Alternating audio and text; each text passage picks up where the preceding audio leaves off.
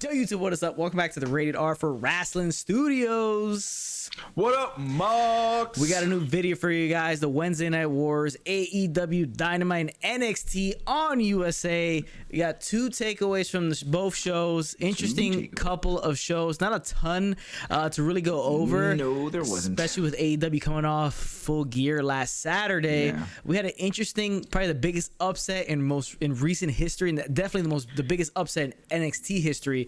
With I can't think of a bigger upset in the history of life. Yeah, it's a pretty massive upset. That is like with Leicester the stakes City winning the Premier League a few years ago. That's where we're at right now. Yeah, that's that level of surprise. This is a big time surprise, a big time shocker to start off NXT. We got two takeaways for both shows, but before we get into it, we got to remind you guys, if you're watching this, you like the way it looks, you like the name change of the channel, you're enjoying all the content we're bringing out, and the more content that's gonna come out, smash that like button, hit the subscribe button if you're watching and not subscribed to the channel. You have no choice if you're watching and you're not subscribed but to subscribe to the channel. Notification bells to get alerted when new videos drop.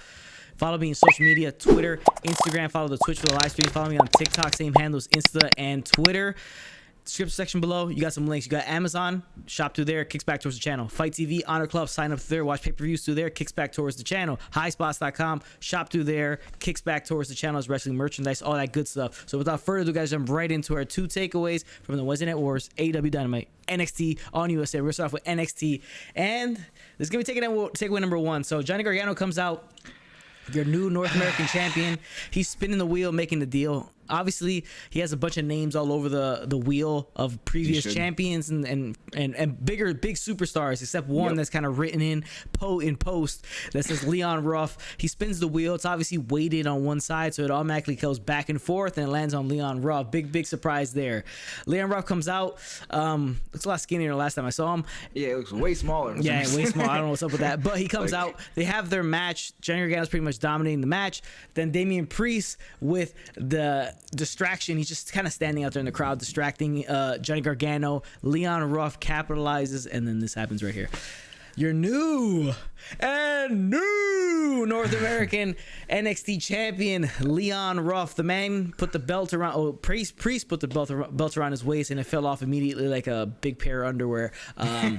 But yeah, he's your new champion. It's the biggest upset in NXT history. One of the biggest upsets of all time, being that the stakes that were involved. And it's pretty much up there. It's like similar to when Santino first showed up. Santino Marella came out of the crowd. Yeah, I guess. And won the Intercontinental Championship there. Yeah, I couldn't come up with one. I was thinking about like just off the top of my head, like when have I ever seen like a crazy ups like this out of nowhere? Obviously, the 1, 2, 3 Kid Razor one was massive and like but historic. This is for a title. Like that wasn't for a title. That was just like his first time on there. This is like Ruff. We know him as just like an enhancement talent. That's basically what it's been. He's always getting his ass kicked. That's basically been his shtick. And for this to happen, from the lose, it's so surprising. It's actually fun. It's a great little storyline. I enjoy it. It adds a different level to the whole Priest Gargano feud. That's kind of what this is all about. It's kind of leaning towards them. I don't know how they're gonna get the belt off of Ruff, or if it's gonna be a triple threat match. That's interesting. The one thing.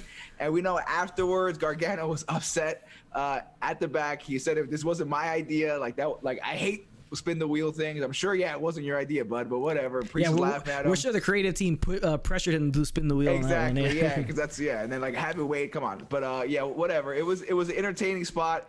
Good to see. I mean, I always love some fresh, fun stuff going on. That's a story that we've really never seen. I thought it was fun. I thought it was great. I like at the the whole raise your hands, belt falls off, and then Triple H, he always has a picture with the new champion, and like for some reason he's doing this, and the belt's on his ankle. So I thought that was hysterical too.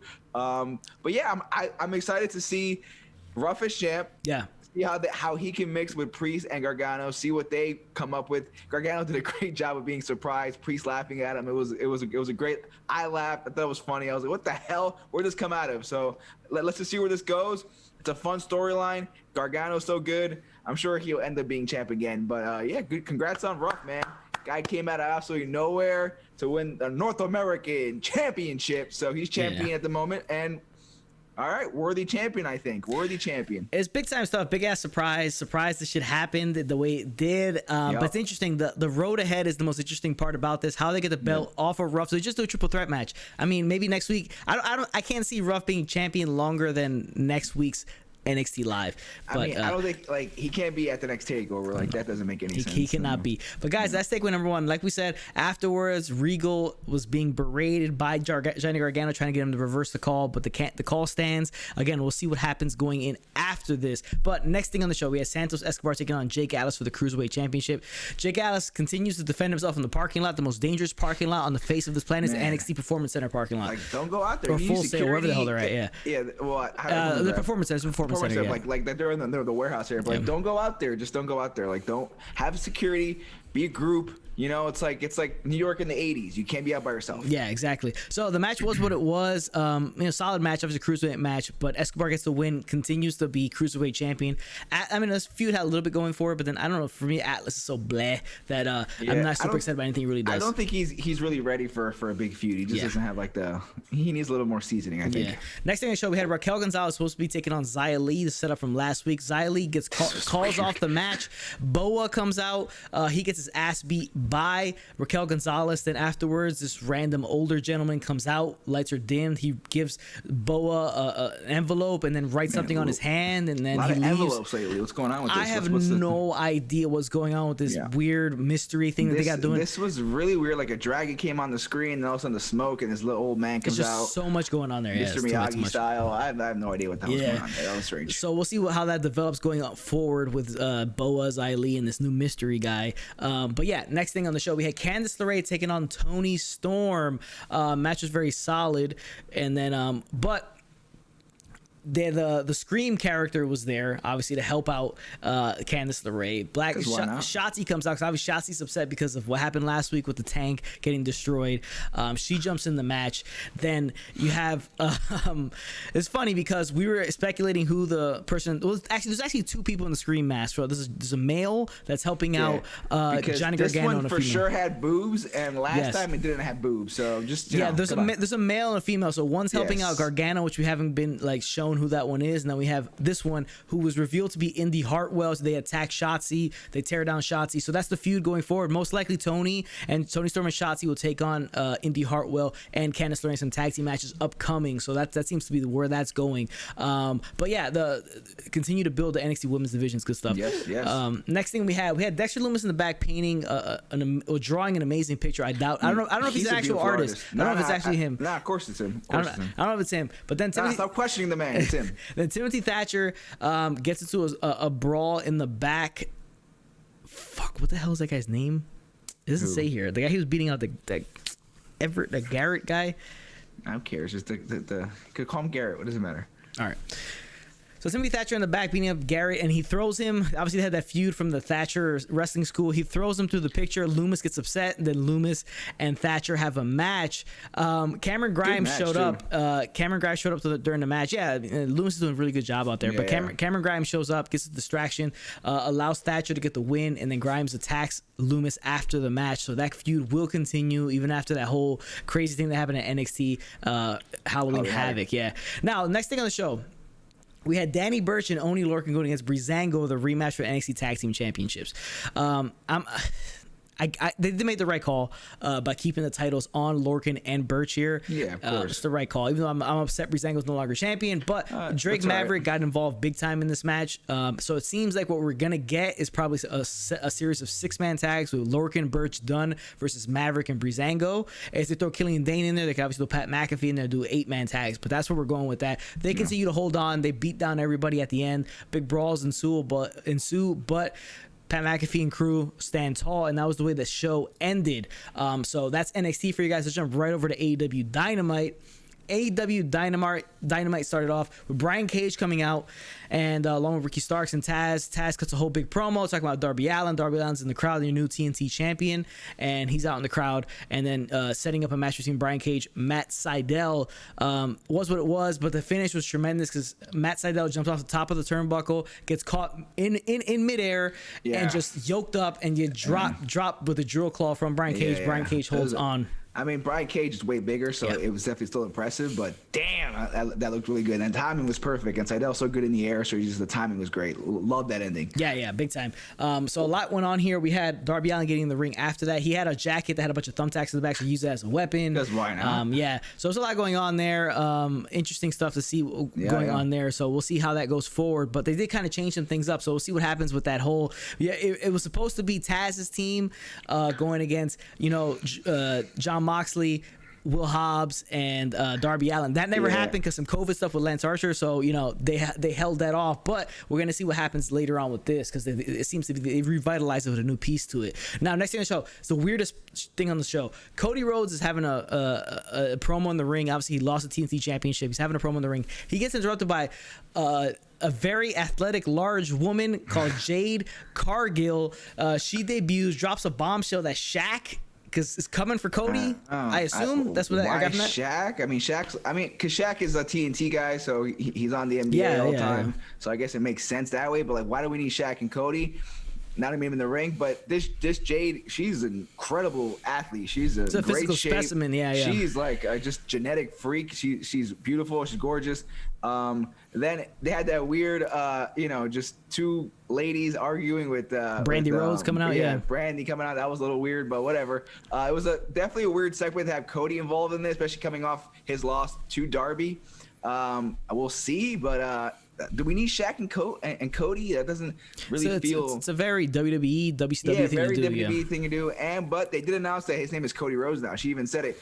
Congrats on getting your name back. So that was pretty funny, just like a little jab there. But the promo from Brandy was, it was a fiery promo from her, something you don't normally see. So that was good. I didn't really like the terminology she used in that promo, but it was what it was. But it was at least a fiery promo from her. Then Brian Cage reappears, attacks Cody Rhodes. Ricky Starks joined in, and then here comes Darby Allin to kind of save the day. And then you have Will Hobbs showing up at the end of that too. So it seems like they added Cody to take the place of Moxley, of the Moxley end of Will Hobbs and Darby Allin. It looks like Shaq might take over the place of Lance Archer and team with Team Taz. That's my prediction right there. I think I'd just rather have the Murder Hawk Monster than Shaq being I would there. too. Shaq's like pulling 50 years old at this point. Yeah, pretty much. Do we really need him to be? I don't know. Unless Charles comes out, if Barkley comes out, then maybe we have something. Yeah, maybe we have something. But let's get to the next thing on the show. That was the biggest, craziest part of the night: bunkhouse match, a WCW kind of staple, a bunkhouse brawl. The Natural Nightmares, Dustin, QT Marshall against the Bunny and the Blade and the Butcher. This match was all over the place. Big hardcore match. Yeah, this big humongous spots. Rough. QT Marshall and the Blade got busted open, especially the Blade. Crimson Mask. Bad. Like these guys were just bleeding like crazy. Like what does JR say? Like bleeding like a scalded dog. Basically. No, like a stuffed pig or something like that. Yeah, whatever JR said.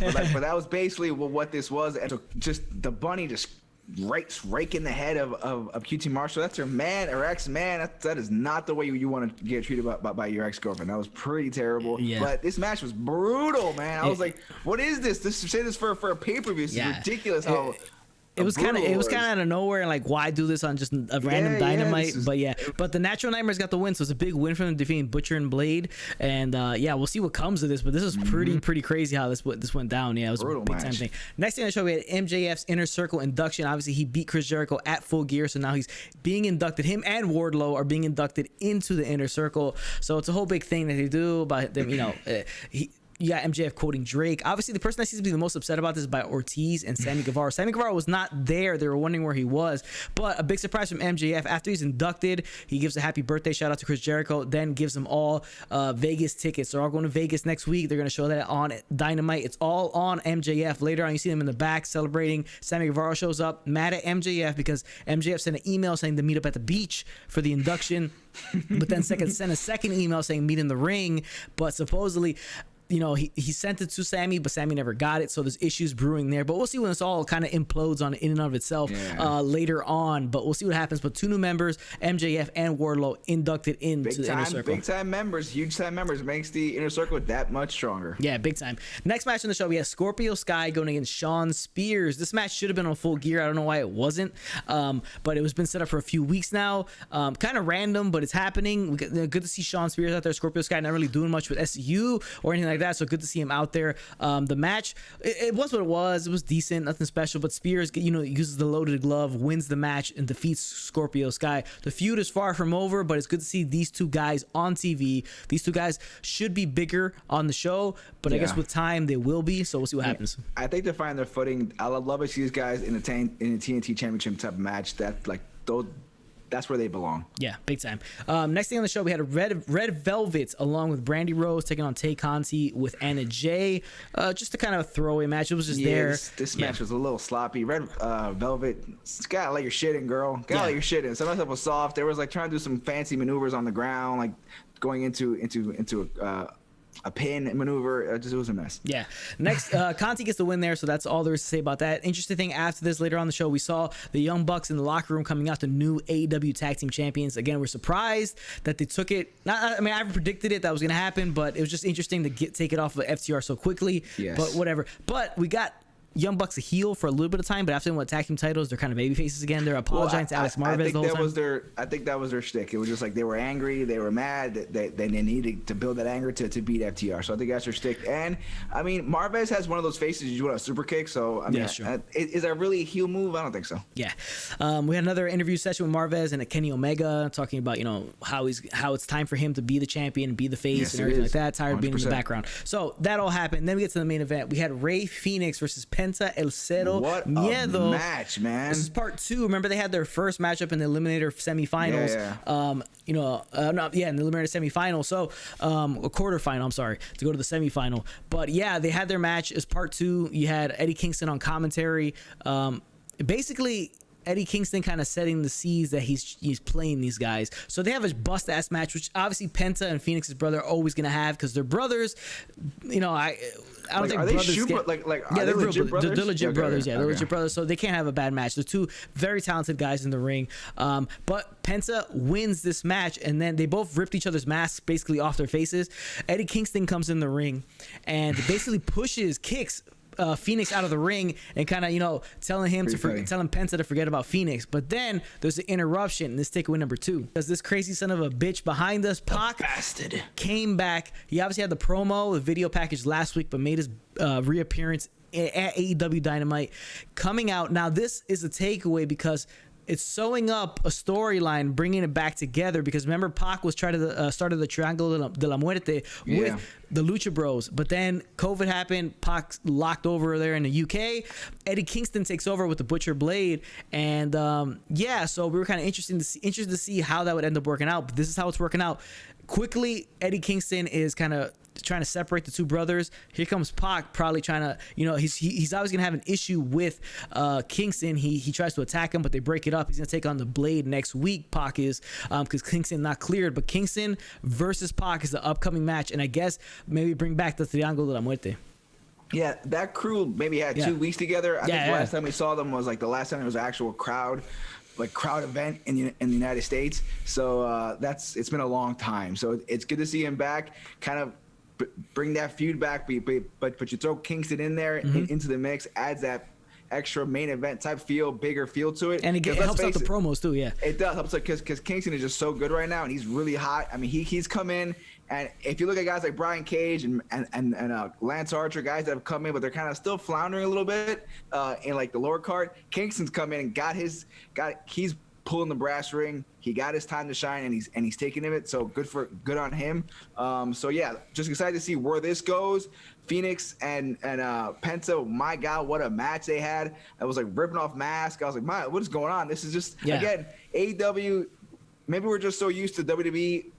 We know what a TV match, and we know the difference between a TV match and a pay-per-view match, where I think AEW is full gear and Dynamite every freaking night. Every match you're going to see the best match you're going to possibly see, so which is great, but not expected all the time. And Kingston and Pac, I'm excited to see where this goes and who's going to be the leader of this crew, or are they going to follow a leader? Are they going to break up? What's it going to be? I'm excited to see where this goes. Yeah, it's going to be interesting to see where they go from here and how this affects Butcher and Blade. The group was kind of weird to begin with, the whole all 5 of them or whatever. So, hopefully bring back the Angle de la Muerte, because it was something that didn't get a shot to kind of flourish and see what can become of it. So it'll be interesting to see, but I think that's the road it's going to be taken, because obviously Kingston's trying to break up the two brothers. But like you said, tremendous match between Penta and Phoenix. Such a good you match. had that intense brotherly rivalry between the two, Yep. but it was an awesome match. Great way to end the show. That's takeaway number 2. Appreciate you guys for watching. That's our video. 2 takeaways from the Wednesday Night Wars, AEW Dynamite, and NXT on USA. Appreciate you guys for tuning in. Without further ado, guys, if it doesn't work for you, bro, do not do the job. Later, Marks. Remember to like and subscribe to the channel.